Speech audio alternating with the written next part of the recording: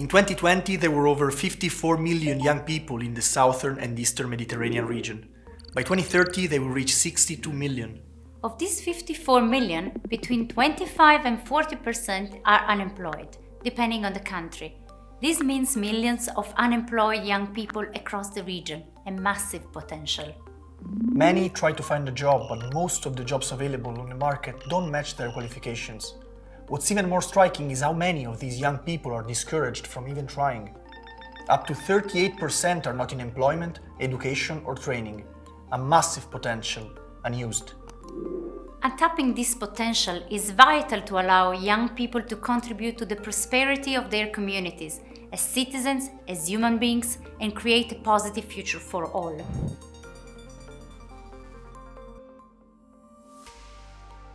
In 2020, the ETF ran a study across the entire region to understand how young people fit into the labor market. Here is what we have found. On the bright side, for example, in Egypt, in spite of these challenges, young people do not regret the educational path they chose. In fact, education proves to be a success factor. If you are a person with tertiary education in Egypt, you have 13 times higher chances to find a job compared to a person with general secondary education. Vocational education and training is another possible pathway. If you're from Jordan and have vocational education, you have 3.5 times higher probability of being employed than those with no education. In Egypt, you have 6 times higher chances than those with secondary general. Digital is also another key area. In Jordan, 2/3 of the young people we interview believe that digital technologies will change their job, and 9 out of 10 believe that this change will be positive. Nevertheless, this positive outlook is not always reflected in the labor market. Our research identifies 3 main reasons why many young people do not actively contribute to their societies.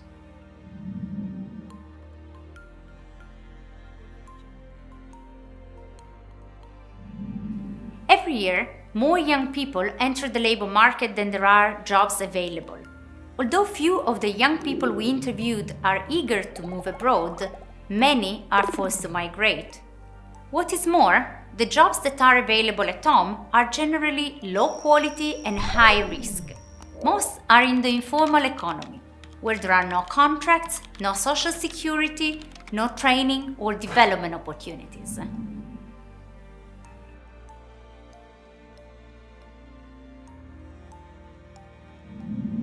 Many young people end up in jobs for which they are overqualified. Their human capital is devalued. Those who can afford it wait for better jobs rather than picking any job available, in particular if they have gone to university. Over the last decade, the number of young men in Egypt who are not even looking for work went from almost 0 to 1 in 4 needs today.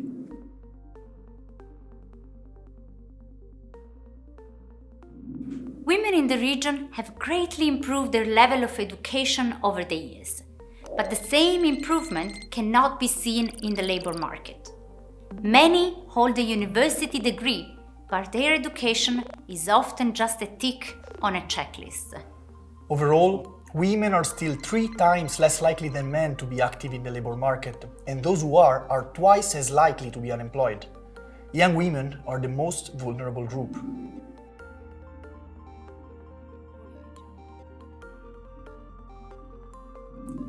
All this paints a complex picture. Youth are high on the policy agenda of all countries in the region, and so is their transition from school to work. And we shouldn't forget how much progress has been made in the past decade. Here are just a few examples. In Lebanon, the Ministries of Agriculture and TVET established a school-industry partnership to upgrade technical agricultural education.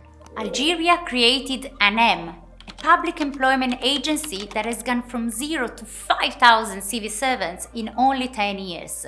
Egypt has set up a network of regional labor market observatories. 7,000 jobs were created for women between 2010 and 2019, with the establishment of 22 satellite garment factories across rural areas in Jordan. Work-based learning systems have been consolidated, with dual learning programs in Egypt and in Morocco. There are examples of good practice in the region that can guide new actions and can be replicated while addressing current limitations.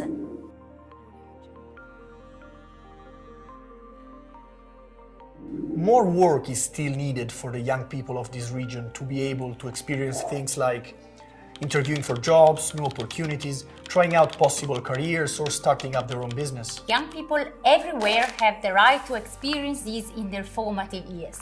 They have the right to find out who they are, take their place in society, and be happy. They have the right to a more prosperous society. And this is even more true now, in the aftermath of COVID-19.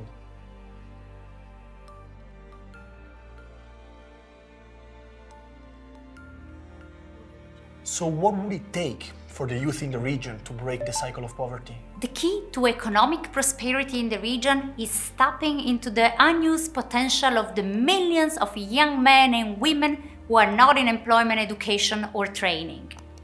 Youth groups that are currently the most vulnerable can become the solution. We need to design specific policy measures to target each group. COVID-19 is already redesigning our future, whether we like it or not. So it's in our best interest to turn this crisis into an opportunity. We need measures that support social protection, education, and skills development. In particular, skills for digital and green economies. So let's say we're able to keep our young people with all the skills they need. Then what? What are we going to do with all these well-trained youth? This is where job creation comes in.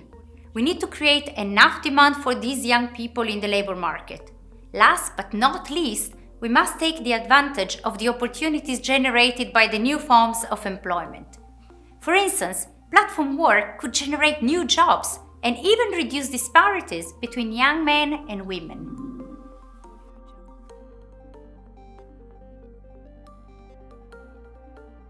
There are 54 million young people in the region who want to reach their full potential as contributors to the prosperity of their communities, as citizens, as human beings. Can you imagine the transformation the region could benefit from if these 54 million were trained and integrated into decent and satisfactory work within their local labor markets? In this transition, skills will play a vital role to keep young people in their current jobs or to help them get new ones. We believe skills are the best answer to the new needs of work in the 21st century. Can help young people find their place as active citizens and break the poverty cycle. It's up to all of us. Let's make it happen.